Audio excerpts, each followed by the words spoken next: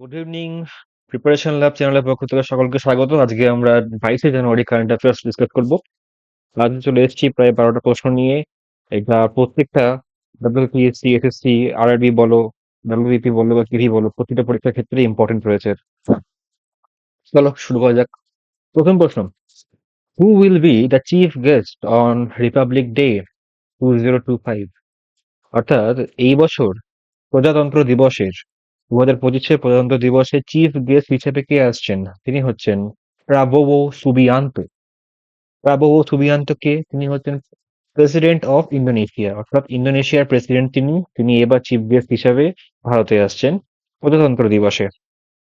Indonesia জানুয়ারি থেকে আমরা দেখছি প্রায় অনেকগুলো নিউজেই আছে, যেমন ব্রিক্সে জয়েন করেছে এই বছর। আই থিঙ্ক, যদি আমি ভুল না হয়, তো 6 জানুয়ারি ব্রিক্সে জয়েন করেছে 10তম দেশ হিসেবে। আর ইন্দোনেশিয়ার মাউন্ট ইবু, এটাও নিউজে এসেছিল। রিসেন্টলি একটা ভলকানিক ইরাপশন ঘটেছে ওখানে।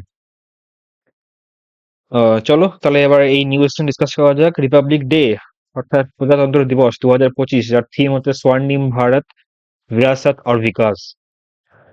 26শে জানুয়ারি 1950-এ ভারতীয় সংবিধান গৃহীত হয়েছিল।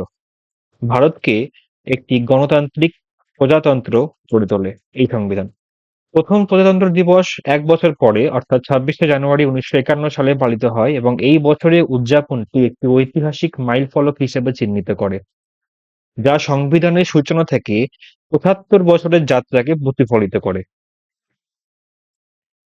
এটা মনে রাখতে হবে, এটা 75 ইয়ার্স এর যাত্রাকে বলা হচ্ছে, কিন্তু এবছরের যে রিপাবলিক ডে সেটা হচ্ছে 76 রিপাবলিক ডে। 26 জানুয়ারি 2025 হচ্ছে 76 রিপাবলিক ডে। ওকে, আরেকটা প্রশ্ন, এটা একটা স্ট্যাটিক হিসেবে প্রশ্ন। প্রথম চিফ গেস্ট কে ছিল রিপাবলিক ডে? যখন প্রথমবার রিপাবলিক ডে পালন করা হয়েছিল, সে সময় চিফ গেস্ট ছিল তিনিও প্রেসিডেন্ট অফ ইন্দোনেশিয়া, অর্থাৎ ইন্দোনেশিয়ার প্রেসিডেন্ট ছিলেন। তার নাম ছিল সুকার্নো। এটা একটা স্ট্যাটিক প্রশ্ন। পরবর্তী নিউজ, বিজয় হাজারে ট্রফি 2024-25 কোন ক্রিকেট টিম জিতেছে? সেটা হবে কর্ণাটক। কর্ণাটক পুরুষদের সিনিয়র ক্রিকেট দল 2024-25 ফাইনালে বিদর্ভকে 36 রানে পরাজিত করে তার পঞ্চম বিজয় হাজারে ট্রফি জিতেছে। এই বিজয় হাজারে তার নাম শোনা যায় যখন 1947-48 এই সময়, যখন ইন্ডিয়া প্রথমবার অস্ট্রেলিয়া ট্যুর করে এবং সেখানে এই বিজয় হাজারে সেঞ্চুরি নিয়ে আসেন ইন্ডিয়ার হয়ে। সেখান থেকেই তার নাম টিম ইন্ডিয়াতে এক একটা হিস্টোরিক্যাল তার মুভমেন্ট ছিল, সেটাকে ধরে রাখার জন্য তার নাম অনুসারে একটা খেলা হয়ে থাকে, যা বিজয় হাজারে ট্রফি নামে পরিচিত। সেটাই এবার কর্ণাটক জিতলো। ফাইনালটি 18ই জানুয়ারি 2025 সালে কোটাম্বি স্টেডিয়ামে হয়েছিল, ভদ্রতলা গুজরাটে হয়েছিল। আহ এই জয়ে ঘরোয়া ক্রিকেটে কর্ণাটকের 5 বছরের শিরোপা খরার অবসান ঘটলো। অর্থাৎ 5 বছর পর কর্ণাটক আবার জিতলো। বিজয় হাজারে ট্রফি বিসিসিআই দ্বারা আয়োজিত হয়ে থাকে, একটি প্রিমিয়ার 50 ওভারের একদিনের টুর্নামেন্ট, যাতে 38টি রঞ্জি দল রয়েছে। আচ্ছা, এখান থেকে একটা প্রশ্ন, বিসিসিআই 3টে প্রশ্ন করি। বর্তমান বিসিসিআই এর প্রেসিডেন্ট কে? বর্তমান বিসিসিআই এর সেক্রেটারি কে, যিনি রিসেন্টলি নিযুক্ত হয়েছেন? জয় শাহ এর আগে ছিলেন, জয় শাহ বর্তমানে আইসিসির প্রেসিডেন্ট হয়ে গেছেন। আর বর্তমানে তার জায়গায় বিসিসিআই সেক্রেটারি হিসাবে কে এসেছেন এবং বিসিসিআই প্রেসিডেন্ট কে? এইটা আমাকে জানাবে কমেন্ট করে। পরবর্তী প্রশ্ন, what is Australopithecus that was recently seen in news? এটা হচ্ছে জেনাস অফ এক্সটিংক্ট প্রাইমেটস। এটা কি? অস্ট্রালোপিথেকাস একটি উদ্ভিদ ভিত্তিক খাদ্য ছিল, যেমন দক্ষিণ আফ্রিকা 3.5 মিলিয়ন বছরের পুরনো জীবাশ্ম থেকে আইসোটোপ ডেটা দ্বারা দেখানো হয়েছে।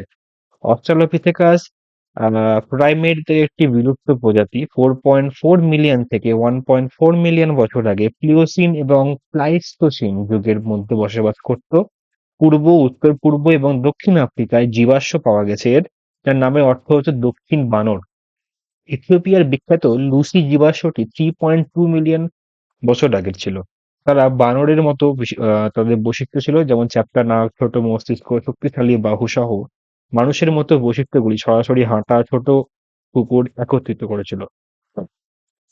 এই সমস্ত জিনিস তারা সেই সময় পেয়েছিল। তাহলে অস্ট্রালো পিথেকাস কি? এটা একটা জেনাস অফ এক্সটিংক্ট প্রাইমেটস। পরবর্তী প্রশ্ন, which organization approved the second living drug Qartemi for treating blood cancer? এটা হবে CDSCO, central drug standard control organisation.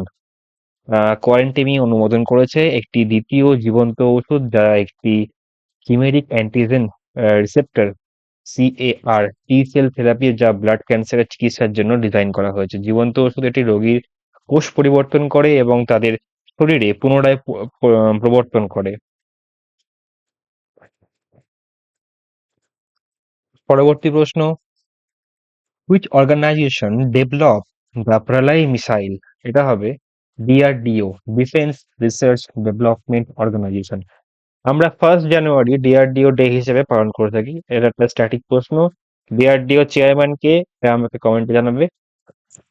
আর ডিআরডিও 1958 সালে স্থাপিত হয়েছিল। আর এবার 67 ডিআরডিও ডে হিসেবে পালন করা হয় 1 জানুয়ারি।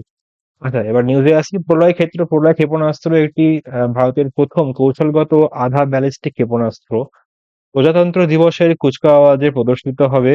এটি একটি স্বল্প পাল্লার surface two surface ballistic missile, যার রেঞ্জ 150 থেকে 500 কিলোমিটার। সেনাবাহিনীর কৌশলগত চাহিদা মেটাতে তৈরি করা হয়েছে। প্রলয় একটি 350 থেকে 700 কেজি প্রচলিত ওয়ারহেড বহন করতে পারে এবং উচ্চ নির্ভুলতার সাথে শত্রু অবস্থানে আঘাত করতে পারে। এটি ডিআরডিও দ্বারা তৈরি করা হয়েছিল। পরবর্তী প্রশ্ন, the archaeological survey of India recently found ancient Buddhist artefacts at which place of Orissa? এটা হবে রত্নাগিরি মনাস্ট্রি। ভারতের প্রত্নতাত্ত্বিক জরিপ এএসআই সম্প্রতি উড়িষ্যার একটি উল্লেখযোগ্য বৌদ্ধ স্থান রত্নাগিরিতে খনন কাজ শুরু করেছে। রত্নাগিরি খনন সম্পর্কে অবস্থান হচ্ছে রত্নাগিরি ভুবনেশ্বরের প্রায় 100 কিলোমিটার উত্তর পূর্বে উড়িষ্যার জাজপুর জেলায় অবস্থিত। আর্কিওলজিক্যাল সার্ভে অফ ইন্ডিয়া উড়িষ্যার রত্নাগিরিতে বুদ্ধের মাথা এবং খোদাই করা ধ্বংসাবশেষ সহ প্রাচীন বৌদ্ধ নিদর্শনগুলি আবিষ্কার করেছে। সম্রাট অশোকের কলিঙ্গ আক্রমণের পর থেকে রত্নাগিরি বৌদ্ধ ধর্মের সঙ্গে যুক্ত। এটি মহাযান এবং তন্ত্রযান অর্থাৎ বজ্রযান বৌদ্ধ শিক্ষার একটি উল্লেখযোগ্য কেন্দ্র ছিল, যা ছিল নালন্দার প্রতিদ্বন্দ্বী। রত্নাগিরি, ললিতাগিরি এবং উদয়গিরি সহ উড়িষ্যার বৌদ্ধ কেন্দ্রগুলি ডায়মন্ড ট্রায়াঙ্গেল গঠন করে। এখান থেকে আরেকটা প্রশ্ন আসতে পারে, ডায়মন্ড ট্রায়াঙ্গেল বলতে কাকে বোঝানো হয়? এই বৌদ্ধ এটা একটা বৌদ্ধিস্ট ট্রায়াঙ্গেল, যাকে বলতে গেলে বোঝানো হয় যে উড়িষ্যার রত্নাগিরি, ললিতাগিরি এবং উদয়গিরি, এই তিনটি জায়গাকে ডায়মন্ড ট্রায়াঙ্গেল বলা হয়ে থাকে। ওকে। আচ্ছা, এএসআই সম্বন্ধে বলি। The headquarter of ASI archaeological survey of India সেটা হচ্ছে দিল্লিতে, নিউ দিল্লিতে আছে। হুম। এখান থেকে আরেকটা প্রশ্ন তোমাদের জিজ্ঞাসা করি। সম্রাট অশোক আর যে কলিঙ্গ যুদ্ধ হয়েছিল সেটা কোন সালে হয়েছিল? সেটা আমাদের আম, তোমরা আমাকে কমেন্টে জানাবে। সম্রাট অশোকের কলিঙ্গ যুদ্ধ কোন সালে হয়েছিল? আচ্ছা, which country recently won kho kho world cup 2025? আমরা জানি এবার Bharat kho kho world cup host করছে এবং ভারত এবার খো খো ওয়ার্ল্ড কাপ জিতেওছে। পুরুষ দল এবং মহিলা দল দুটোই ইন্ডিয়া জিতেছে এবার। 2025 সালে খো খো বিশ্বকাপের উদ্বোধনীতে পুরুষ এবং মহিলা উভয় শিরোপা জিতে ভারত ইতিহাস তৈরি করেছে। এটা কিন্তু একটা উদ্বোধনী অনুষ্ঠান, অর্থাৎ খো খোর এটা ফার্স্ট এডিশন এবং ফার্স্ট এডিশনে ভারত জিতলো। এটা 13 জানুয়ারি 2025 এখানে শুরু হয়েছিল। 13 থেকে 19 তারিখ পর্যন্ত খেলাটা চলেছিল। প্রতিটি দলে 12 জন করে খেলোয়াড় থাকে, যার মধ্যে 9 জন খেলোয়াড় ম্যাচ চলাকালীন মাঠে নামে। আচ্ছা, এই খোখোর একটা ম্যাসকট ছিল, দুটো ম্যাসকট, তেজাস এবং তারা, ডুও অফ গ্যাজলস। তেজাস এবং তারা, যেটা আমি এর আগেও কারেন্ট অ্যাফেয়ার্স এর একটা ভিডিওতে ডিসকাস করেছিলাম। এবং সলমান খান, টাইগার শ্রফ যার ব্র্যান্ড অ্যাম্বাসেডর খোখোর। আর উড়িষ্যা সরকার ভারতীয় খোখো দলের জন্য 15 কোটি টাকা বরাদ্দ করেছে, একটা স্পন্সরশিপ। এটা ৩ বছরের জন্য ২০২৫ থেকে ২০২৭ পর্যন্ত ৫ কোটি প্রতি বছর স্পন্সরশিপ দেবে উড়িষ্যা সরকার। খোখো থেকে আর কোনো প্রশ্ন বলতে গেলে না, এইটুকুটাই খোখো থেকে আসছে। ও হ্যাঁ, একটা প্রশ্ন এখানে ছিল। ২০টি দেশের পুরুষ দল এবং ১৯টি দেশের মহিলা দল ৪টি গ্রুপে ভাগ হয়েছিল এই খোখোতে। আর আরেকটা ছিল যে খোখোতে পুরুষদের জন্য নীল কালারের ট্রফি এবং মহিলাদের জন্য গ্রিন কালারের ট্রফি নিয়ে আনা হয়েছিল, মানে এবার মানে দেওয়া হবে বা দেওয়া হয়েছে। খোখো থেকে যা যা প্রশ্ন আসার সব বলে দিয়েছি। পরবর্তী প্রশ্ন, national advanced surface to air missile system NASAMS is jointly developed by United States and which country? আচ্ছা, এই নামাস অর্থাৎ national advance surface to air মানে গ্রাউন্ড থেকে মাটি থেকে আকাশের দিকে অস্ত্রটা ছুড়বে, রকেটটা যাবে, সেই মিসাইলটা ডেভেলপ করেছে ইউনাইটেড স্টেট এবং নরওয়ে। তাইপেকে রক্ষা করতে তাইওয়ান উত্তর তাইওয়ানে উন্নত national advance surface to air missile system NASAMS মোতায়েন করবে। এই NASAMS নাসামস রাইথিয়ন ইউএসএ এবং Kongsberg defence and aerospace Norway দ্বারা তৈরি। একটি মাঝারি সীমার স্থল ভিত্তিক বায়ু প্রতিরক্ষা ব্যবস্থা। সিস্টেমটি বিমান, হেলিকপ্টার, ক্রুজ মিসাইল, ইউএভি এবং বায়ু থেকে পৃষ্ঠের হুমকি বিরুদ্ধে রক্ষা করে। এটি উচ্চ মূল্যের সম্পদ এবং জনসংখ্যা কেন্দ্রগুলিকে রক্ষা করে এবং ২০০৫ সাল থেকে মার্কিন রাজধানী বিমান প্রতিরক্ষার অংশ।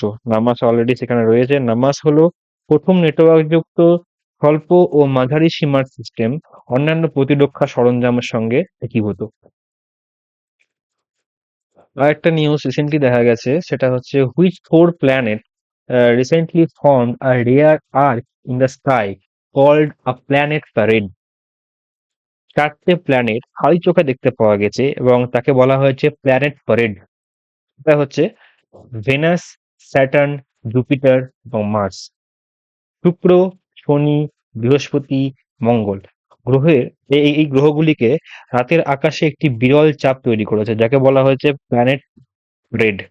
এই গ্রহের প্যারেড ঘটে যখন রাতের আকাশে একসাথে একাধিক গ্রহ দৃশ্যমান হয়। এই ঘটনাটি যা একটি সংযোজন হিসাবেও পরিচিত।